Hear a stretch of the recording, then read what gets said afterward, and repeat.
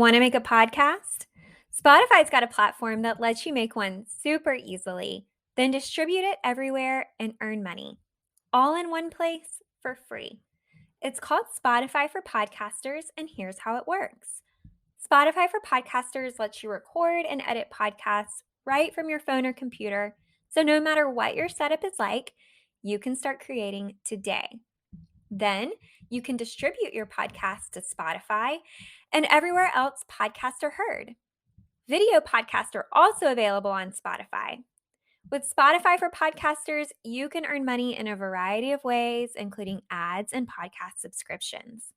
And best of all, it's totally free with no catch.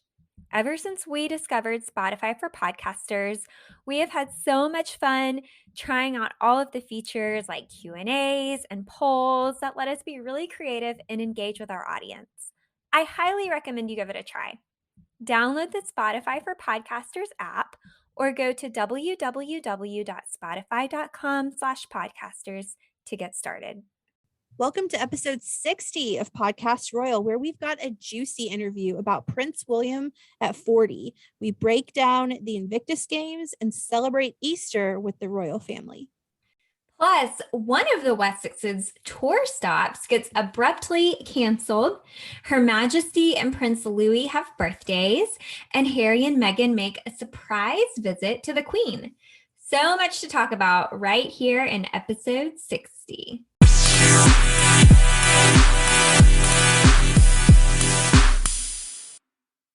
It is our Diamond Jubilee episode. I've been waiting to say that for like 3 episodes.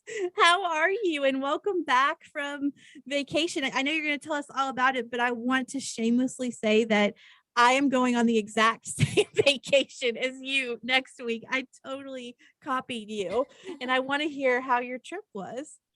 Well, it was really, really great. So for listeners who don't know, I just got back from an amazing vacation in the Dominican Republic. The beaches are so gorgeous there. The weather was perfect. There was a mix of people just visiting from all around the world, and it was nice to take a little break from my normal schedule. It was super relaxing and fun. So I'm so glad you got to do that. And I got to tell you, I can't wait to go on Monday. We're recording as we always are on Tuesday. So I'm 6 days away from my own Dominican Republic vacation, and I can't wait. Yeah, it's always nice to get away, and it always feels like it goes by too quickly for sure. Well, welcome home.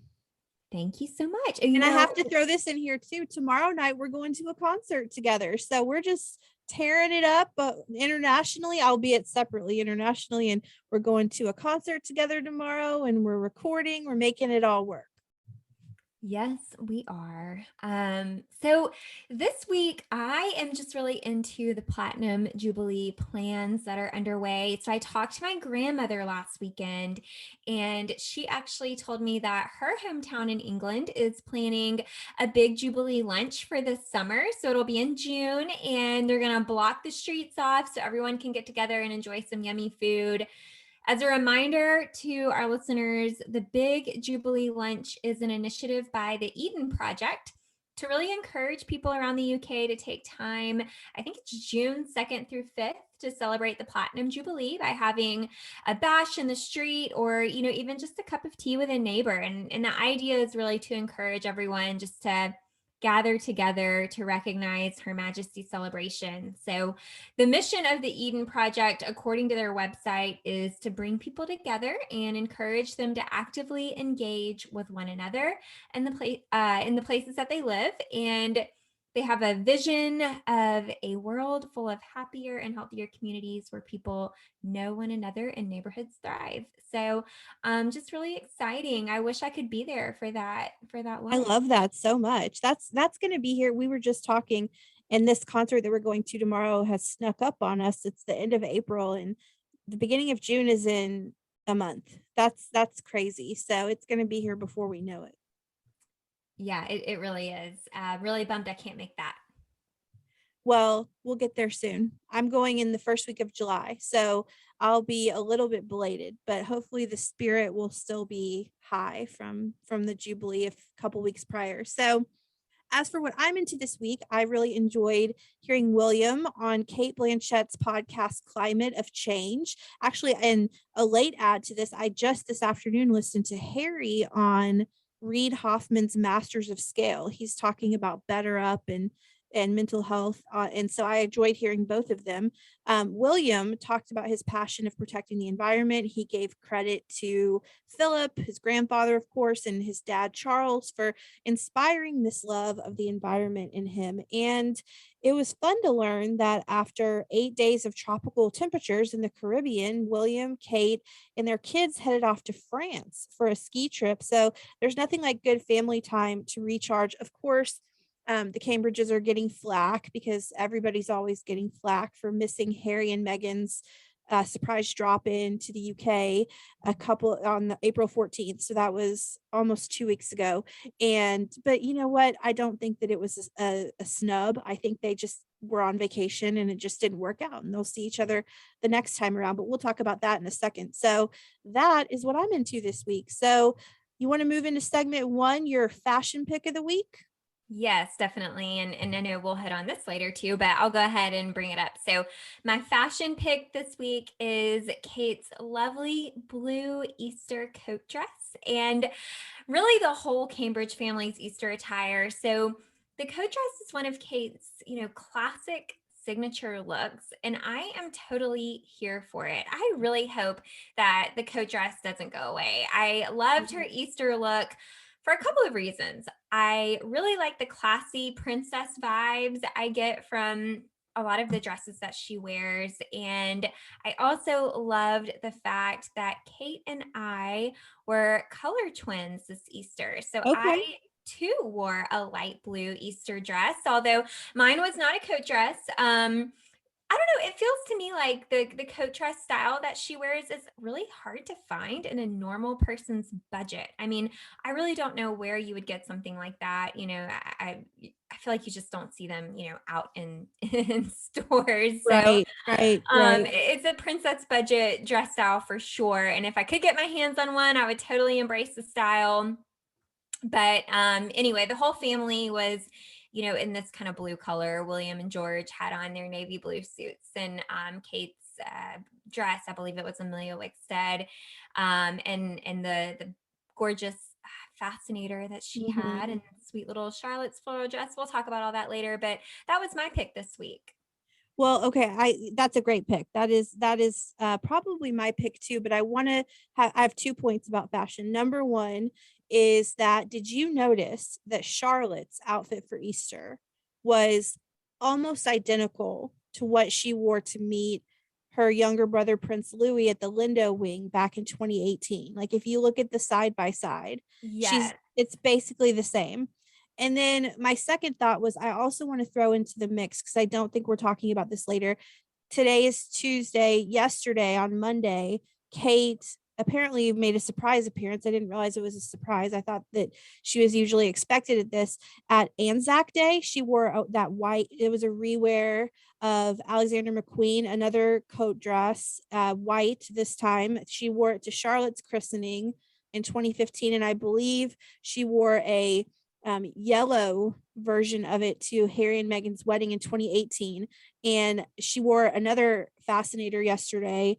And I thought she looked incredible yesterday. And she blew me away as ever. She looked beautiful. I totally agree. Loved that look, especially that fascinator was so pretty. I I wish that know. was really, that's another style I wish we embraced more in the US. I mean, I suppose we could, but we'd just be looking like Jackie Kennedy tryhards, probably. Like we would just like look. I mean, we could just, you and I could just say, well, we host the British royal family podcast. It's part of the gig. But I I feel mean, like I it's one of agree. those things that you almost need someone to help you with. Like, I'm not sure I could style my hair around one on my own. It's Right. Yeah, I it's don't next trust level, myself. but definitely gorgeous. Yeah, that fascinator from yesterday was, I don't know what about it was different and that made it so striking, but it was beautiful. And I thought that she, as ever, just looked amazing. So We'll talk again about Easter in a little bit, but let's move into segment 2, the royal rundown. And our topic 1 is, of course, the Invictus Games. So it's been 2 weeks since we've had an episode. We kind of primed the pump for the Invictus Games. We said we'll talk about it in our next episode, but we both at the time had no idea when we recorded our last episode on April 12th that 2 days later, Harry and Meghan were going to make a surprise visit to see the Queen at Windsor on April 14th. So prior to arriving in The Hague, Netherlands for the Invictus Games kickoff on April 15th, Harry and Meghan stopped off at Windsor to visit Her Majesty the day before. So you told me this over the phone. So I was driving to see my best friend's daughter play soccer in Tuscaloosa, which is about 45 minutes to an hour away from where we live. And you called me and you said, "Have you heard?" And I was like, "No, what?" And I started crying when you told me that Harry and Meghan were, and I thought that they had the kids. So they did not, but that's fine. Like, still, that's still incredible.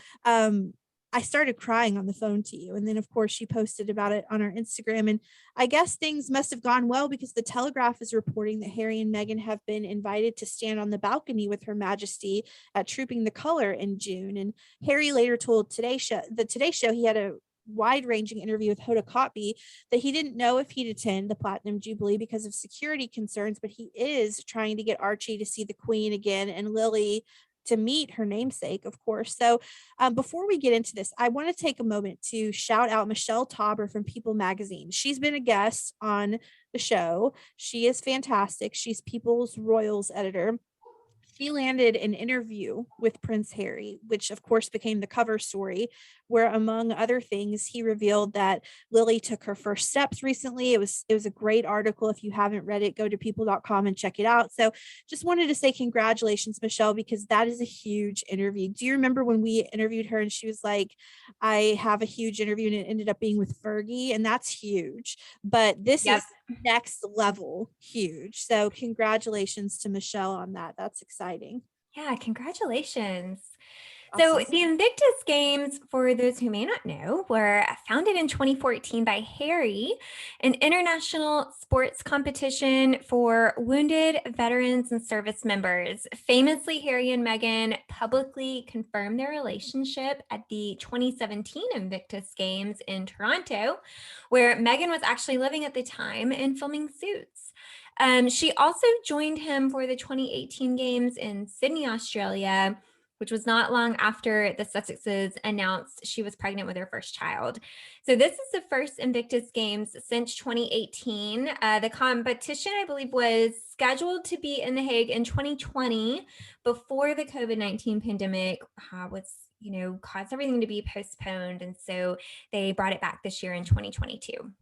Yes, they finally got to have it. And of course, you mentioned on our last episode that the 2023 games will be in Dusseldorf, and we'll announce in just a second where the 2025 games will be because that just came out. So the games kicked off or actually the competition kicked off the next day, but the Invictus Games opening ceremonies were April 15th, which was a Friday. There was a welcome reception. Meghan wore an all-white suit that kind of reminded me of the all-white outfit Kate wore a couple of weeks ago in Jamaica.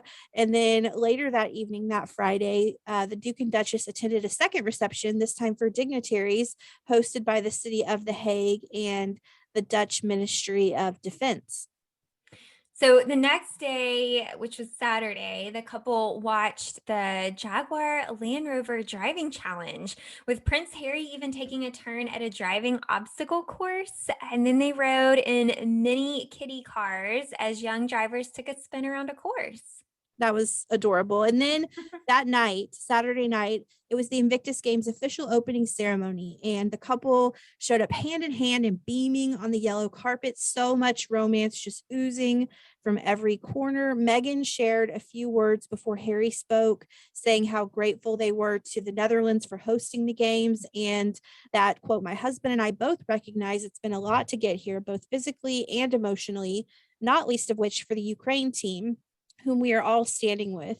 One thing I know for sure is that every single moment it has taken to get here will be worth it, because it is here at the Invictus Games that we honor your years of active duty on the field and your continued service to your country, to your family, and your community off the field. In his speech, Harry referenced Archie, and even though Archie and Lily didn't seem to be traveling with the couple on their trip, Harry spoke of his son, proving they are never far from his mind.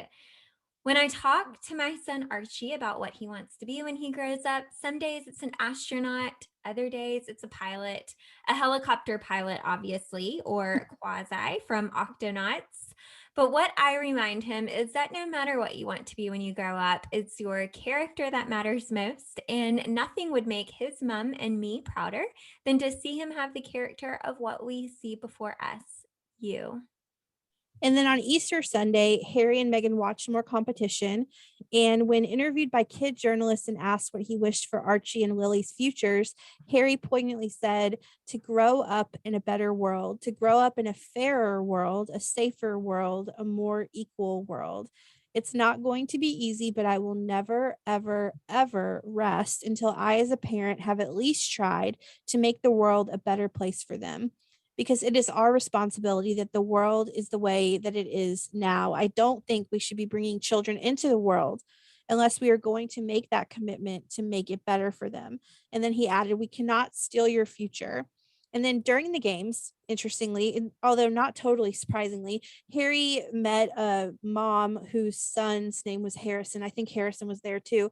And Harry revealed that Archie's name was almost Harrison, but made the cut instead as his middle name. So I want to hear your thoughts on Meghan's looks throughout the games. And by the way, I believe Meghan flew out to go back home to California on Monday, and then the competition wrapped up a week after it started on Friday. So if you want to hear my thoughts on Meghan's fashion throughout the week, I never do shameless plugs here, but I'm going to do two. So I'm a writer, and I'm always interviewing royal experts. I still would never call myself a royal expert, but Glamour reached out to me and asked me to be the expert alongside Elizabeth Holmes. And if you want to hear my thoughts, you can check them out at Glamour this week. We will link the article in the show notes. And again, I'm not really one to talk about my writing on here, but if you didn't know, I am the weekend editor at Marie Claire, huge honor. And I had an exclusive interview with Tina Brown about her book released today, The Palace Papers, and that came out today. So we'll link that in the show notes as well. But I want to talk about Meghan's fashion because there were 7 looks, a whole lot of white, a whole lot of denim, and I want to know what you think. Yeah, she did have quite a few looks. So as far as the outfits go, I mean, I think my favorite was the white Valentino suit. I think Megan looks good in white and cream colors, and the crisp power suit really fits her style. I think the least favorite was the Celine blazer and the baggy jeans and flats. I don't think that look was off brand for her. It just wasn't something that I would personally gravitate toward for myself. And I think she has other styles that are probably more appealing than that look, in my opinion. It sort of seemed like it couldn't really decide if it wanted to be professional or casual. And I really didn't think it looked that comfortable. Yeah. So I think that was my least favorite, but loved the Valentino suit. Yes. Okay. So for my favorites, I would say my number one favorite would probably be the Brandon Maxwell white coat with the darker blue. I don't know if we even call that darker blue, just like that. I love that color of blue denim. And then she wore with that her Manolo Blahnik BB pumps that she's worn before. And I love that look. It was very reminiscent of her 2017 Invictus Games look with the white and the denim and then the tan shoe. And then I also loved at the opening ceremony, she wore this Kate, I think is how you say that designer's name, this Kate top and the black trousers. And that look, and you can read the Glamour piece for more on this. Elizabeth Holmes goes into this really well in that piece, but that was a very clear nod to Princess Diana and something that she had worn in 1997, a few months before her death in August of that year. So those were my 2 favorites. I agree with you about the Celine look. That one did not do it for me. I did not like the jeans. The coat was okay. I much preferred the other looks. Loved that Valentino power suit. What else? There was a camel look that didn't get a lot of press. And then that there was a Valentino dress, the very last look that I liked with Mm-hmm. brown suede shoes. I mean, overall, it fit Megan's aesthetic perfectly. But the standout looks for me were the Brandon Maxwell white coat and denim, and then the Kate blouse and black trousers. So um it was overall, I mean, look, as the editor of What Megan Wore, it is so much fun to have Megan out front in public, because we will go. The last time we had a weekend like that was in September. So we'll go like 6 months at a stretch without having much to show, you know? And so it was that weekend was also Easter weekend. So it was just a crazy busy weekend, but it was so much fun. It felt like old times again. Well, I am curious to know if you have any other thoughts on the event, whether it be the Invictus Games or the meeting with Her Majesty or Prince Harry's interview with Hoda. Anything else that you Oh wanted my to share? gosh. I mean, yeah, I could take up the whole podcast with my thoughts. First of all, it Harry is really on a press junket right now. He was on Today. Michelle interviewed him for People. I just listened to him a few moments ago on Masters of Scale podcast. He is everywhere. He is out there, and I love it. I mean, of course, the Invictus Games has the best mission, celebrating and supporting veterans, and I thought it was great. We haven't had an Invictus Games in 4 years, and so I'm really glad that Megan got to come. I know Harry was on the record in the press as saying that it meant everything that she was there. So I loved that she came. I of course wish the kids were there, but I'm sure that they were deemed too young. That's a long trip for a 10-month-old and a almost 3-year-old. And I mean, gosh, where do I even start? The Today Show interview, I listened to it in totality. There's so much there. It's wild how much Harry revealed about how the Queen can open up to him more than she can anyone else, that he wants to make sure she's protected. Hoda is an amazing interviewer. Like, she is goals all day long, and is able to get nuggets out of her interview subjects that no one else can. And I really encourage our listeners to take, I think it's about 12 minutes long, and listen to the whole interview. I found it on YouTube. Was very emotionally touched by the fact that Harry and Meghan went to see the Queen. Um, it's just there's just so much there. But I mean, overall, it was a really successful weekend and really week for the Sussexes. And do you have any final thoughts on it? Well, I said earlier, I do like this event. I really do wish that they wouldn't have done it on Easter weekend. Yeah, I You agree know, with that. That felt a little off, but for me, you can look at the calendar years in advance and know, when Easter's going to fall. And that's a major holiday for Christians. And I really don't like the idea of asking people to choose, whether they're going to attend religious services or, Invictus Games. And especially for participants and those working the event, they potentially had to miss a really important day, if they celebrate Easter. And for the general public, you may be able to watch some of it later, but some people didn't have that opportunity. And so that would be a criticism that I would have of that event. mhm. Regarding the interview with Hoda, I won't get and break down every detail of what was said. You can go listen to the interview yourself. But I did think this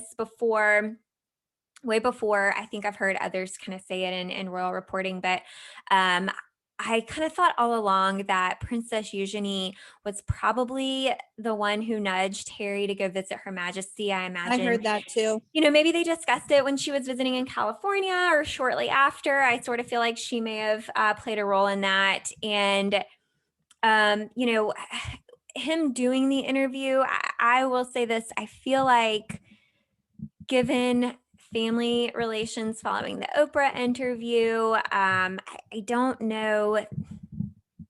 I don't know. I feel like it would have been great if he had drawn up some clear lines ahead of the interview and discussed, what would be off the table. Mhm. I think it would have been a lot better if it had just been the Invictus Games that were talked about in the interview and kept the spotlight on that, because I feel like trust with the family right now is a little fragile, and Yeah. it feels like, how do they have these sort of private conversations if there is a national interview that follows every family meeting? Mm. And I wonder, I don't know if did the family know that the interview was coming up? I'm really not sure.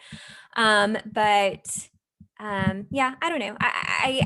I'm glad that he's out there. I don't think anyone is telling him not to do interviews. If he wants to get out there and bring publicity to the work that he's doing, I think that's really great. I just don't know that was the right place to talk about family stuff Mhm. of any kind, really. Mhm. Mhm. So I hear you on all of but your points. that was just my observation. Yeah. But overall, yeah, I mean, I like the event, and we'll continue to look forward to future events. So next year's Invictus Games will be in Dusseldorf, Germany. And it was just announced that the 2025 games will be held in Vancouver and Whistler, Canada. The first time the games have returned to a country. So they were in Toronto in 2017.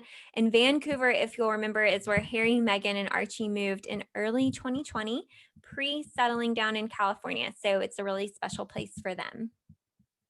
Ooh, what a whirlwind, right? I mean, that was the Invictus Games were kind of like a royal tour with and it's just like they accepted instead of going from place to place, it was just, all in one spot. And I like you, I really support the mission of the games and I'm excited for Dusseldorf next year. I can't remember exactly when in 2023 it is, but it'll be here before we know it. So, with that, let's move into speaking of Easter, let's move into topic 2, which is Prince George and Princess Charlotte made their royal Easter debut. So, on Easter Sunday, which was April 17th, yes, I had to think about that. Prince George, it's been so long ago, Prince George and Princess Charlotte made their royal Easter debut, which is the first time they have joined the royal family at the Easter Sunday church service at St. George's Chapel in Windsor Castle.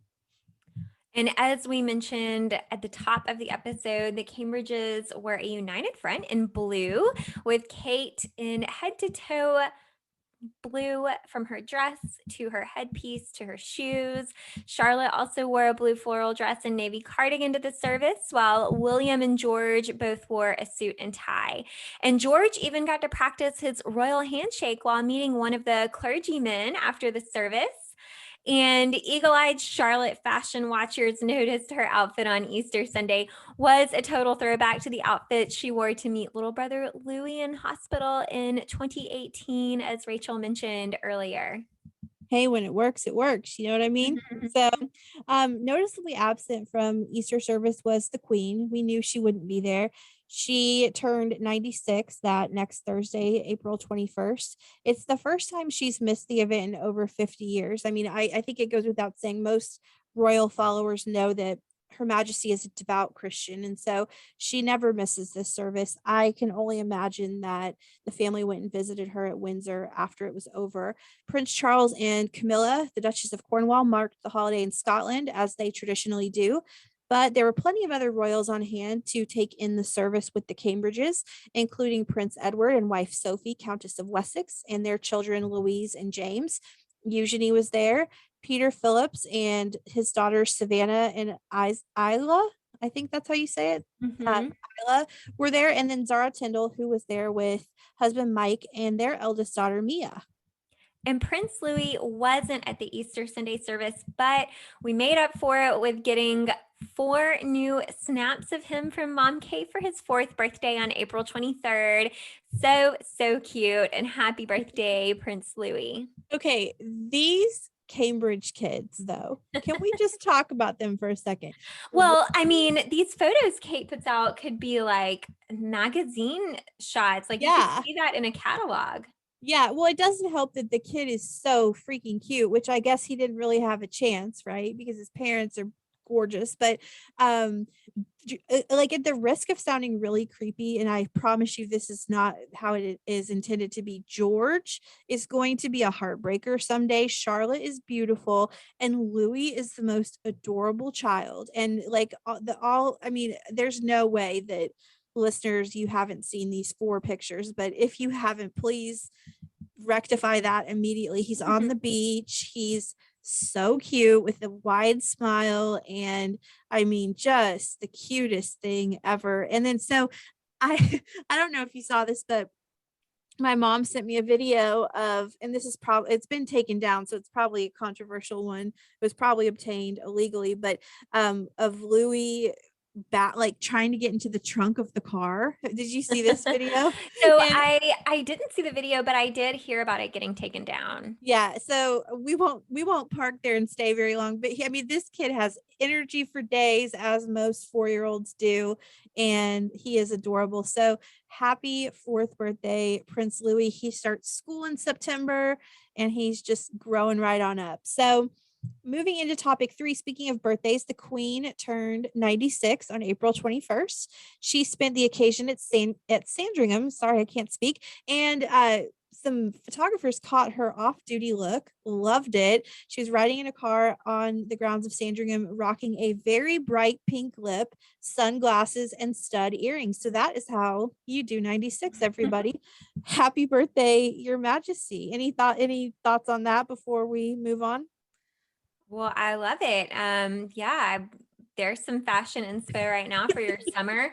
Break out that pink lip gloss and sunglasses and do it up like the queen. Happy birthday. And put your stud earrings on and turn 96 like a boss. So, of course, we mentioned this in the show last episode, but it's birthday season. We got a lot of birthdays upcoming this next week. We've got Charlotte turning 7. We've got Archie turning 3. So we'll talk about all of those in the next episode. But I believe our last topic of the day before we go into our really, really juicy interview with Robert Jobson is topic 4. Edward and Sophie canceled a tour stop. So currently, as we speak, and they might be about to come home, but Edward and Sophie are on their own Caribbean tour for the Platinum Jubilee. And this tour is getting a whole lot less press attention, but still it is it's not going that well. So Edward and Sophie continue this super strange Platinum Jubilee tour there in St. Lucia, St. Vincent and the Grenadines,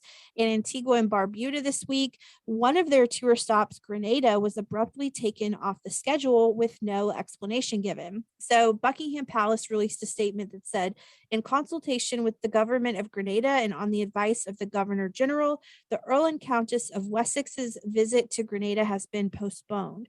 The Earl and Countess hope to visit at a later date. So a lot of people are asking why.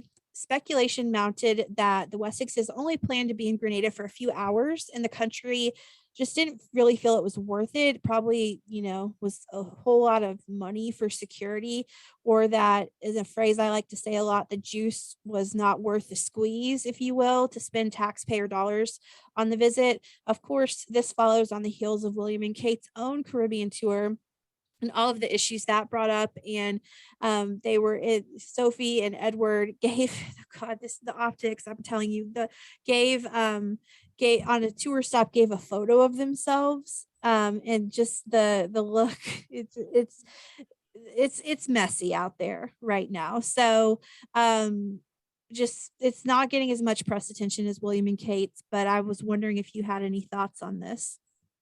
Yeah, I feel like I'm still sort of gathering my thoughts. It's like this situation where we're not really sure what's going to happen, and we're just trying to take it all in before we form, an opinion on anything. It's disappointing that, on one hand, it seems like we've got this, big celebration for Her Majesty, and it seems like it would be exciting and fun after 2 years of everyone kind of being on lockdown to go out and do these events. And I mean, I imagine if I lived in a country where the royals are coming to visit, I would be really excited. But everybody has different perspectives on this, and we're seeing this trend right now of there being concern about if this is the right thing to be doing. And I think people are voicing those concerns. And so we're kind of just taking it all in and trying to figure out, I guess they're trying to figure out the best way to handle this. So, again,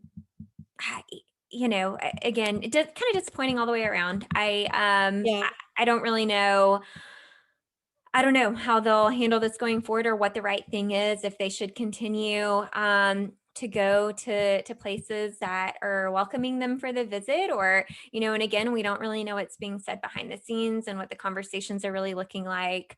But I am definitely still looking forward to all of the celebrations that will happen within the UK. Yeah, it's this Platinum Jubilee tour has not gone as well as planned. Of course, William and Kate, Edward and Sophie are getting flack. Anne's visit was so largely under the radar. Of course, we announced last episode that Charles and Camilla will be going to Canada. Maybe that will be the saving grace of this tour, because it has been really, really fraught with controversy. And, some might say rightfully so, but we'll have the tour will be finished by the time we have our next episode, so we'll see if we have any thoughts then. But we don't have any royals around the world this week, so any last thoughts before we hop into our interview with Robert Jobson? I don't think so. This is a great interview. I really think listeners will enjoy it. Yes, and without further ado, we will introduce him in the interview. Take a listen to our conversation with Robert Jobson. If you follow the royals at all, you know Robert Jobson. Actually, his book just prior to the one we're talking about today, Prince Philip's Century, 1921 to 2021, The Extraordinary Life of the Duke of Edinburgh, was one of our podcast Royal Book Club picks last year. And now he's here to talk about his new book, William at 40, The Making of a Modern Monarch, which is out May 3rd, just in time for William's upcoming milestone birthday on June 21st. We had a 40th birthday party for Kate with Beth and Holt back in January. Now it's time to celebrate William's 40th, albeit a bit early. But before we get into it, I want to point out that I find this so fascinating. Robert co-authored the 2002 book, Diana, Closely Guarded Secret, with Princess Diana's personal protection officer, Ken Worth. They collaborated again on Guarding Diana, which came out in 2017. He's also written the book, Charles at 70, Thoughts, Hopes, and Dreams, and is known in these circles as the godfather of royal reporting, having reported on the British royal family since 1991. It's an honor to have you here. Welcome to the show. It's a pleasure to be on your show. You write that William is a kind man intent on doing good in the world, not just for humans, but for animals too. But you write, in private, however, William can be a sensitive and difficult character with a short fuse and fiery temper that can blow up because of frustration at any time, particularly when it comes to issues regarding his family. So we all know the public man. Can you tell us more about William in private? Well, I wouldn't like to overstate that, but what I'm saying is that, anybody that is in a public position, and William very much is very guards his privacy, jealousy, and I think that, on a couple of incidents where photographers have overstepped the mark, or he regards that they have, he has blown up. I mean, I know there was an incident at Sandringham where he was out on his bike with his children, and he wasn't very happy about the fact that there was a photographer there. The photographer actually didn't have his camera up or anything like that. But the fact was, he wanted to defend his private time. And you can understand that. And although I wouldn't, some people have said to me online, oh, is this an attacking book? Far from it. It's a very positive book about Prince William. It's a book about someone who I've known since he was a little boy, and I watched him grow. And I think he's developed into a great, fine man. So it's not in any way an attack, but I do think there's always a private side to someone, and he can be volatile. I think Catherine is a very calming influence on him. He can not necessarily be deferential going up towards his, his father. I know they sometimes have had disagreements. Like in all families, you've got to remember that this is a family, and there will be ups and downs in the family. But in private, I think, he can be quite difficult sometimes with short fuse with staff. But I do think this comes with the territory. I think that when a lot is expected of you, sometimes you can, you can't always act perfectly all the time. Mm.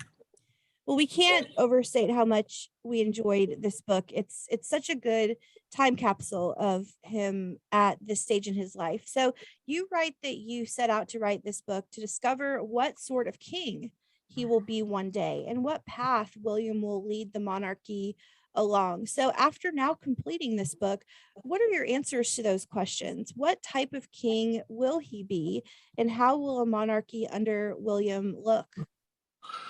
Well, I think that at this moment in time, we've got a monarchy that's clearly in transition. The Queen at nearly 96 is clearly coming to the end of, it's the twilight of her reign.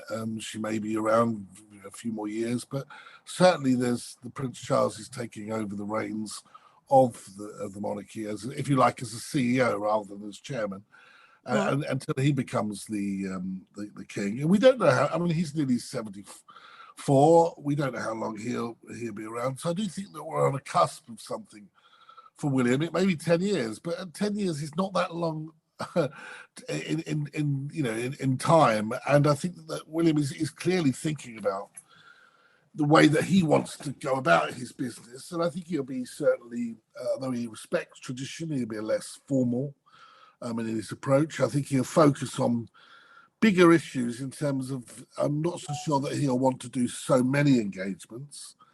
That may lead to criticism of him, saying of his work show or whatever, but I think he'll focus on more impactful events, so that, and I think he'll use what's available to him as well, much more television, as we've seen the Queen using Zoom quite regularly now, which is quite something.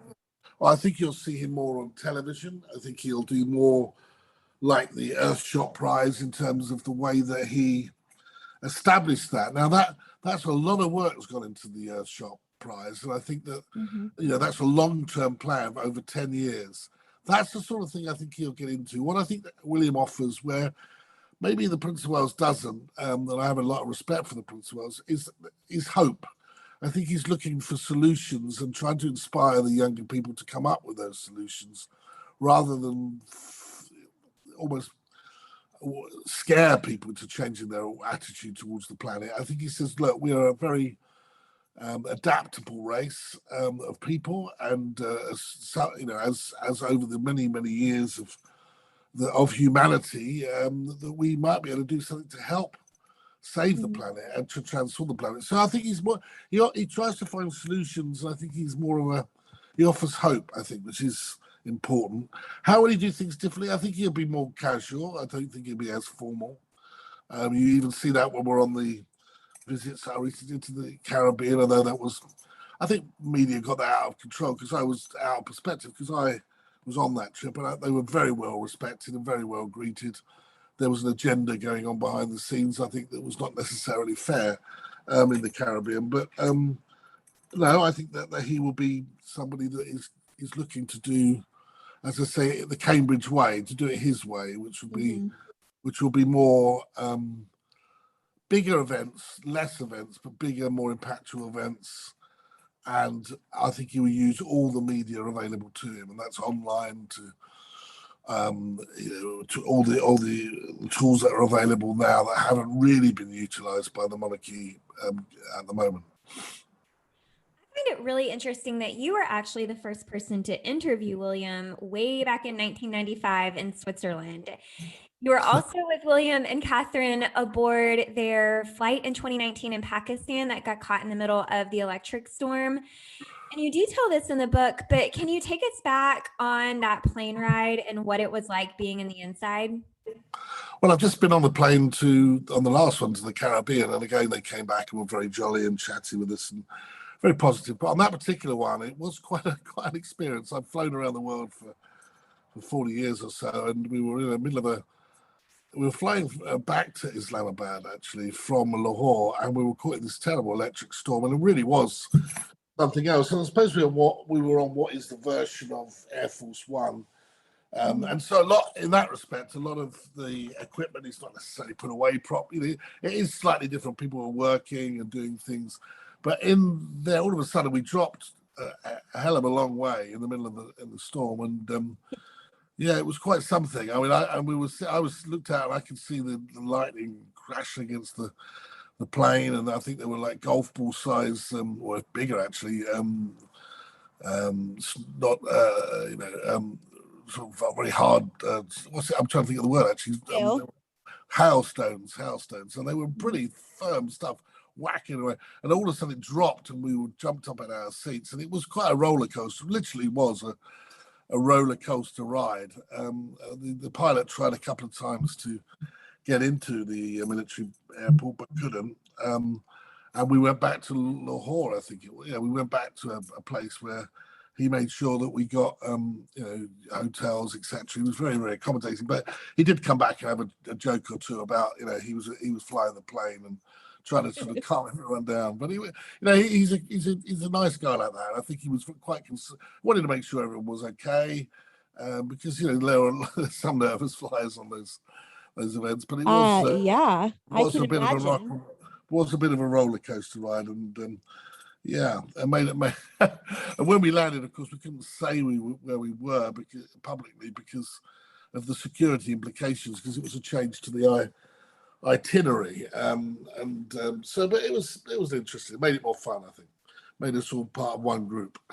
It was fun, but before that, it was terrifying. And I remember watching that video, and I was terrified watching the video, let alone being on the plane. So I'm so glad everybody walked out of that completely. Oh yeah, power to the pilots. I know William Jobson was piloting the plane. Yeah, the pilots were great, but I think that I think there's 3 on those Royal flights.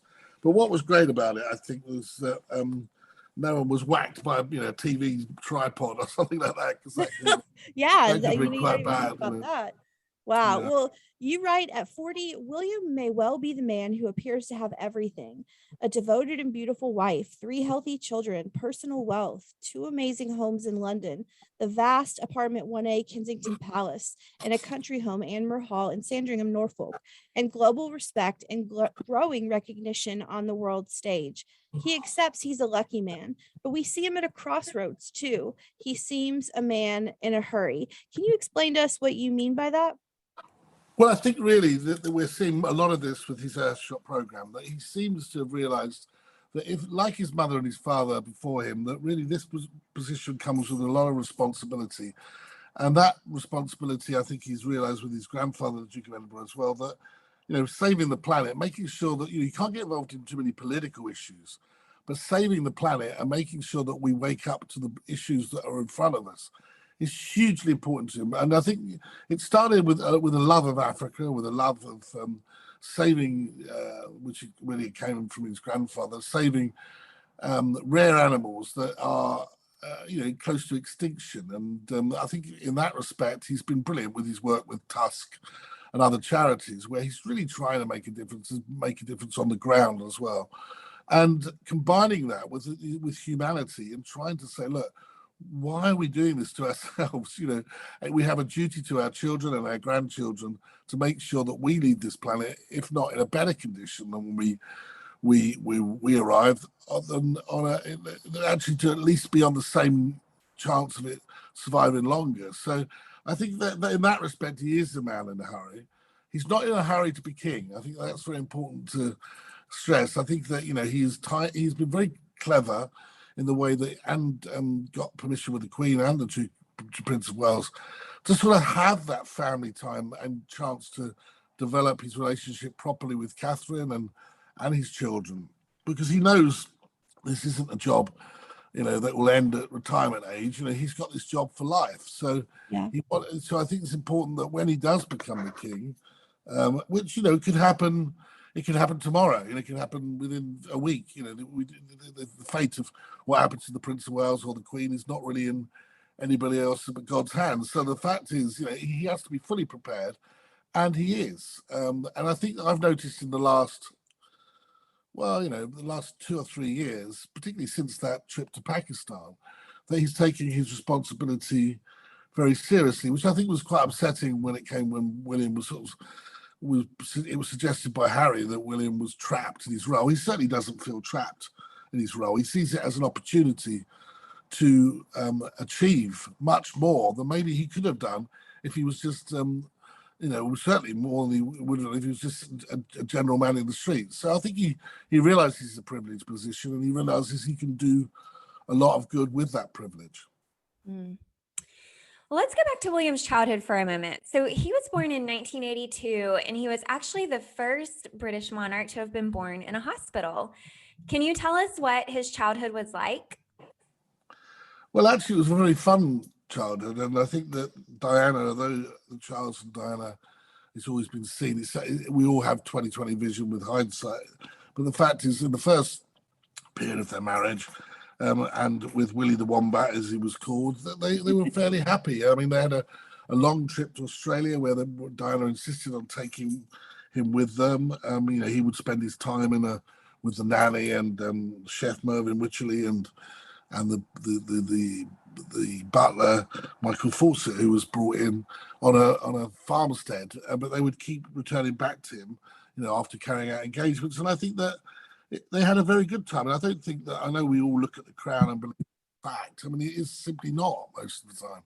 They were very happy in those first couple of years, and I don't think that in any way impacted later on, even when their marriage did start to fall apart, that Williams had a very happy childhood. I mean, he had my friend Ken Wolfe, who I've written those two books, as you mentioned, with Closely Guarded Secret and Guardian Diana. And, he acted as a very important role, a avuncular role to the boys, and would go off with William when they were in trips to the Caribbean, in the jungle and in the rainforest, and just go disappearing, go snorkeling, go scuba diving. And so they had some great fun. Diana found it very important that they wouldn't just have a royal upbringing, shooting and fishing on royal estates. That she wanted them to go to Disney World. She wanted them to go to all of these places, to go to McDonald's, and to go and just live a little bit like normal kids. So therefore, he was, his father too, I think, wanted this, make sure they got the right schools for him, which they did. And I think that he was able to mix with kids of his own age and have a fairly normal upbringing. Obviously his younger brother, they were put together a lot, and I think they had a good fun time together. And they were happy times, actually, even though the marriage was in crisis, and in his early, from 10, 11, it was very difficult for him, perhaps, but certainly up to sort of 8, 9, it was very happy times. They would go skiing, enjoy times, very enjoyable holidays on Virgin Order. I cover a lot of that in the book, because I think it just shows you how much fun they had. In fact, William recently on his trip to the Bahamas mentioned his snorkeling, and how much he loved being in the Bahamas when he was a young boy. So obviously had good memories of it. Well, then in 1991, William was accidentally struck in the head with a golf club while at school. William's mother, Diana, stayed by his side, never left. But Charles, he took off on the royal train to an engagement. This made headlines. I even barely remember. I was really young at the time, but I remember these headlines. And you write, she meaning Diana, never forgave her husband for what she saw as his gross insensitivity that night. So what effect did this situation have on Charles and Diana's already strained marriage? Well, it was very strained. I mean, the point is that night, that's where that afternoon, William's bodyguard, Reg Spinney, made a very important decision, where I think the school were not trying to cover it up, but they didn't want to make a big fuss out of it with another boy involved. But he insisted on taking driving William to hospital, to the local hospital, which he did. He just put him in, and they got him to the hospital. And he bleeped Ken Wolfe, who then told Diana, who raced to the hospital. Charles did exactly the same. He drove there in his Aston Martin. He was there with, very, very quickly. But of course, the relationship was very strained at that time. And when they eventually transferred William to the specialist hospital in London, and then he had to be treated for a depressed fracture in the skull. The doctors were saying, there's no point in both of you being here. There's no point. And Charles had a number of engagements, didn't particularly want to let other people down, was told by the doctors there was nothing to worry about. Diana wanted to stay by her son's bedside. There was only really room for one to do that. And so he made that decision. So I personally don't think I would have done that. But I mean, it's difficult, isn't it? We're not the Prince of Wales. But at the same time, it was a decision that was taken.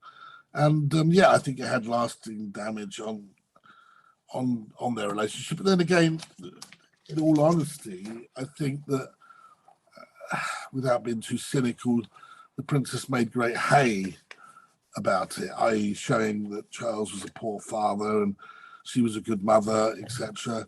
I don't think that was necessarily, of course, what she was trying to do, but it certainly came out that way with the newspapers saying, what sort of father are you, appalling person, and really slammed Charles. Mm-hmm. I think they were probably a little unfair. The doctor had advised him it was safe to go, and that's what he did. Well, Charles and Diana ultimately separated in 1992, and you write in the book that William asked his mother why she and Charles were splitting up. What did she say, and how did William take the news of the separation? Well, they tried to play things down. I can't be specific of what they actually said to each other. They obviously went to see him, but you've got to remember that things were being aired very publicly at that time. And she was having an affair, he was having an affair.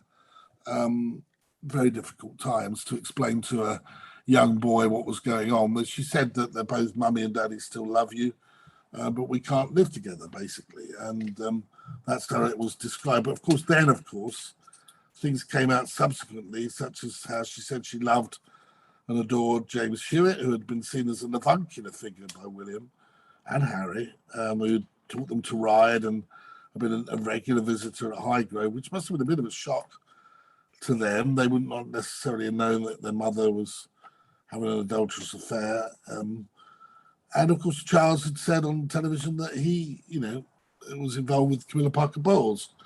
And the marriage had irretrievably broken down, and there was nothing that they could do. So I think that it was all being played out in public a lot, and I think that was the difficulty for William, because a boy at school, when you're that age, if everything's coming out in the newspapers, although the Peat Boys at Ludgrove and Eton were quite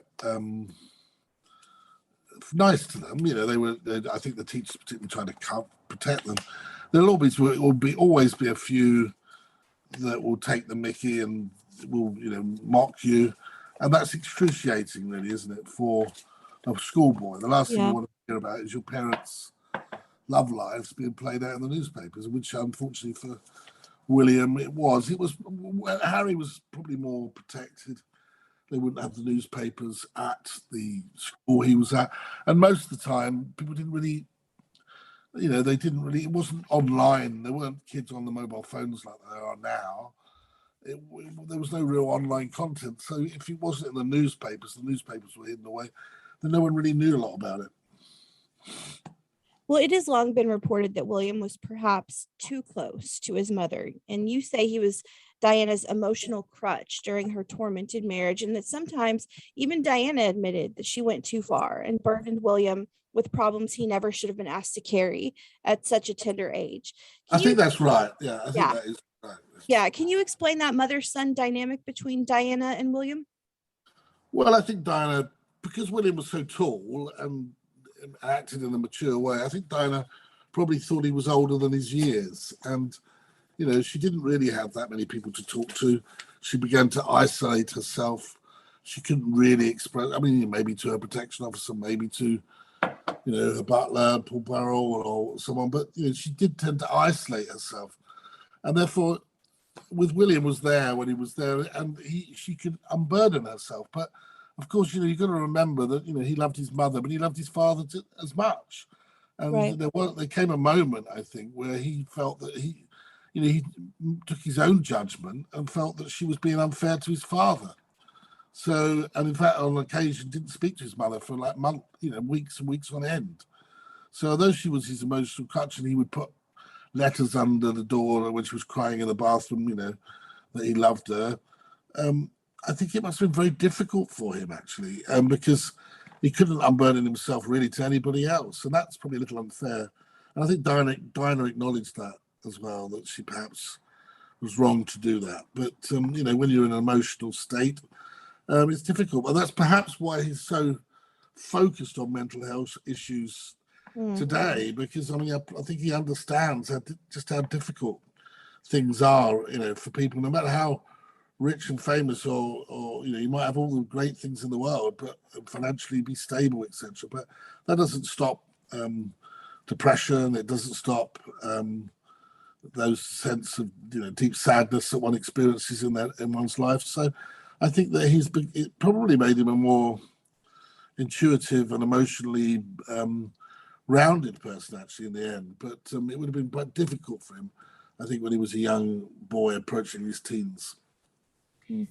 Obviously, his mother's death in 1997 was the worst moment of William's life. But you write that William, after being told of Diana's death by Charles while staying at Balmoral, immediately thought of his younger brother, who was still asleep in the bedroom next door. The task of telling Harry was one that Charles and William decided to undertake together. So flash forward to the present. Do you see hope for an eventual reconciliation between the brothers? Yes, I do. I hope so. I think brothers are very sibling, particularly brother relationships, can testosterone can get in the way. I think that there's issues of protecting their own wives and the fallout between their wives as well. But I believe that their relationship goes back such a long way. They've had so many shared experiences that I'm sure at this moment in time, both of them are missing their brothers, their brother immensely. I'm sure that they will be wishing things had gone differently. Some of the things that Harry has said and Meghan has said have simply been not fair or true. And I think that that's deeply, deeply hurt William. Equally, I think maybe being the oldest son and the one that's going to become the king, you can be a little bit maybe too brash or too not realize it when dealing with issues. Clearly, Meghan felt that William didn't show her the warmth that she was hoping. But, it's difficult, isn't it? He would have only really at that stage been looking out for his brother. He probably was worried that the relationship was going too quickly and was just looking out for him. But I think there's been a lot of oversensitivity involved here. But my belief is that I think that the relationship between William and Harry is so long and so have so many shared experiences that at some stage in the future there will be a rapprochement. I don't think they'll ever be close like they have been, and that's a shame. But I do believe that Harry will be at the coronation of his brother. I do believe that his brother will invite him, and I do believe that hopefully that they will be able to at least have a some sort of love. I know the love is always there, but some sort of relationship. Right. Well, that makes me very happy to hear. So I want to talk about Kate for a moment. So the then Kate Middleton, now Duchess of Cambridge, has been a part of William's life for over 20 years now, which is hard to believe. So she's been in his life for half of his life. How does she make him a better man? Oh, in so many ways. I mean, you can see the love between them when you watch them close up, when you're on a job or on a foreign trip. They laugh together. He makes her laugh. She makes him laugh. She's somebody who, I believe, calms him down when his volatility is high. They've had their moments. She'll stand up for herself. She's not some sort of shrinking violent. I mean, in the past when they were going out and someone said the car would shake when they were both having a row together. So she could give as good as she's got, but she's a truly, I think that really they split up two or three times, and in that time learnt a lot about themselves before committing totally to marriage. So I think that it's a success story because William and Kate love each other, but more importantly, they understand what is required from each other publicly as well, which is such a hard thing. Something I don't think Meghan was given time to appreciate, really. I think it was such a whirlwind romance that she didn't really get the chance to really appreciate what would be expected of her, and maybe misinterpreted some of the Englishness, as I would call it, or Britishness about the way she was perceived. So that's a shame, because I think they had a lot to offer, a real lot to offer, particularly the Commonwealth, and also they misunderstood the media. I think Harry was completely overprotective and too overprotective. But I think that Catherine, in time, if they'd been friends or longer, they would have probably been a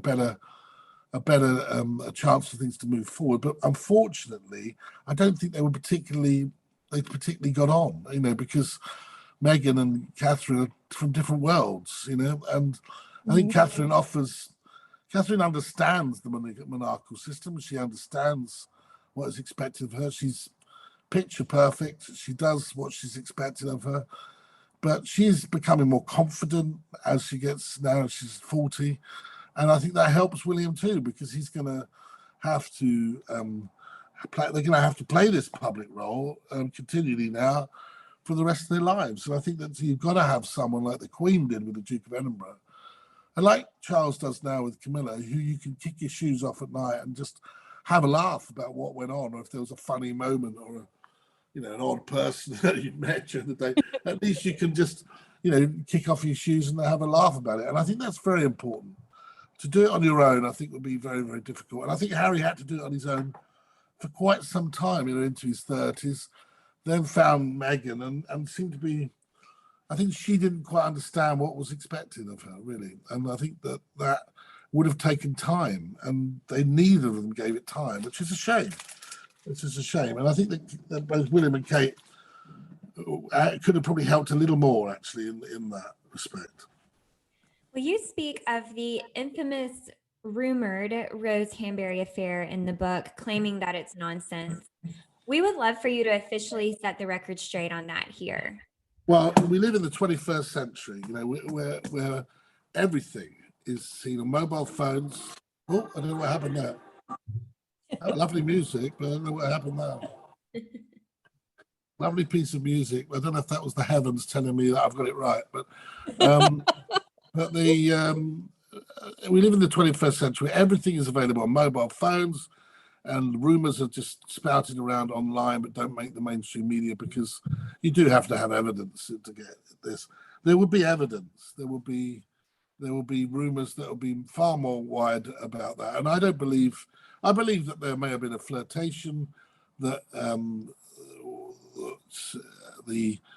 and I think that Kate probably wasn't very happy about it, because they were part of that circle, and I think that probably that's as far as it went. There may have been something said at a dinner party that was inappropriate or something like that, but I don't believe that in any way there's been an affair. No, not at all. And I think that was really an online story. It was a story that was going around the papers, and just because it goes around the papers without it appearing doesn't mean it's true. So, and also, you would know, people with contacts would know. And if you're having an affair, you've got to have an affair. You've got to be, in a house, leaving at the same time, or the other person's not there. All these sort of things, I would think, almost impossible in this day and age. Well, you heard it here. It's nonsense, everybody, and it's not. It's sad, really, that it was being put around, because you only have to look at the way Kate looks at her husband, and right. There's absolutely no way that a wife would look at her husband, who she's been with for 20 years, 10 years in marriage, if he'd had an affair. She just wouldn't look at him like that. I assure you. There'll be something in her eyes, doubt. I agree. There's no doubt in her eyes. I agree. But also, if I was William, I'd be very careful, because I think Carol Middleton might actually sort of, would tear him apart. I wouldn't want to go after three children. I think that it'll be no. I mean, we saw them walk in for the Duke of Edinburgh's service, and that he realizes more than anybody that his marriage is hugely important in terms of not only for him and his wife, but for the future of the monarchy. And there's no way that we can have any other repeat of the 90s, when all these marriages fell apart, and the royal family became not so much as a Game of Thrones, but this awful soap opera about infidelity. Mm-hmm. Well, our last question for you, and thank you so much for being here today, is we are on the precipice of William's 40th birthday. What do the next 40 years look like for William? Well, I think we're coming to a stage. Well, when he got off the plane, I think when I saw him in Jamaica, there's going to and Belize and Bahamas, he very much looked like a young king. He was dressed slightly more trendy than, say, his father and royals from the past. Nice light blue suit he was wearing. I just think he is somebody who's going to be, in the majority of that time, a monarch. Excuse me, a monarch. He's going to have to sort of embrace change in the monarchy. We're going to see possibly a lot of realms, there's 14, 15 left, that will go. They will no longer have him as king, but that's okay. I think a lot of the Caribbean and the West Indies will no longer have William as king or Charles as king, like Barbados has got rid of them. But they will stay in the Republic. They will stay in the Commonwealth, of which Charles will be the next head of the Commonwealth. I believe that William will be the next head of the Commonwealth after him as well. I think that they'll keep that continuity, the 54 nations. So we'll see less realms. I'm not sure that, he may well not be king of Australia, but I actually think that the chances are that Canada will keep them as monarchy, and he'll be the king of Canada. He'll probably be the king of Australia and king of New Zealand. I think some of the smaller countries will go, particularly in the Caribbean. But he's very popular with his wife and children. And I think that the future for the monarchy with him looks sound and looks positive, because I think he's well respected. He's somebody who listens to what's going on around him. He wants to make a difference. He wants to raise the bar in terms of contributions from the monarchy. And I think he'll speak out on issues that he really cares about. I don't think he'll be silent like the Queen. I think if he's got something to say, and it's constitutional for him to say it, he'll say it. Well, thank you so much for being here today, Robert. We really appreciate having this opportunity to talk with you. My pleasure. It's been great to chat.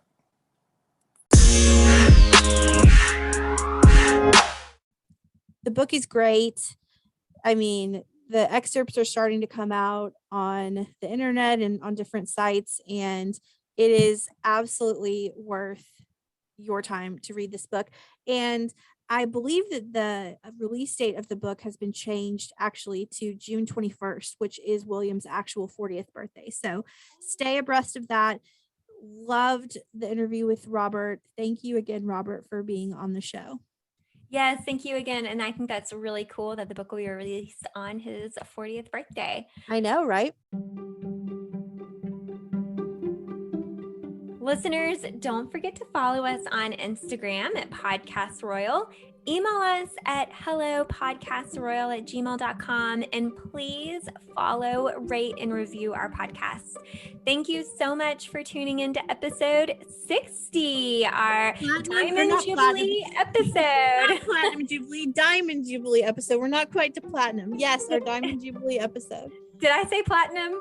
No, I did. Oh, yes, episode 60 of Podcast Royal. We will see you next week. Bye.